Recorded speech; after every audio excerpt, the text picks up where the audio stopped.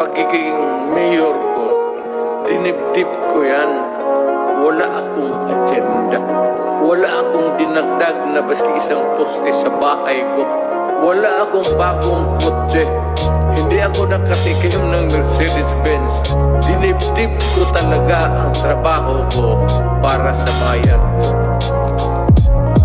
Nung siya pa ang nakaupo, ramdam natin ang kaligtasan. Pagkat dahil sa kanya, ang krimen ay nabawasan. Mga adik inorasan at sila ay pinasuko. Sa bayan kong Pinas, siya ang tunay na may puso. Ngunit ngayong tapos na ang kanyang panunungkulan. Kung tratuhin ng gobyerno ay parang salot sa lipunan. Siya'y pinagkaisahan ng mga nakaupo. Sa laban mo kasama kaming mga taga Cotabato. Ganito ba talaga ang batas sa Pilipinas? Sino pa yung nasa tama, ay siya ba ang nakaposas? Puti pa yung mga adik, meron kayong malasakit. Eh paano naman yung ginahas at pinatay ng adik? Sa guna niya nakasambi ang pagkamalapad silak. Mimbaso bang imatay, no tagaw ang makagilag. Araw-araw may patayan at tila babaligsahan. At ang mga mahihirap ay lalo pang nahirapan. Duterte pa rin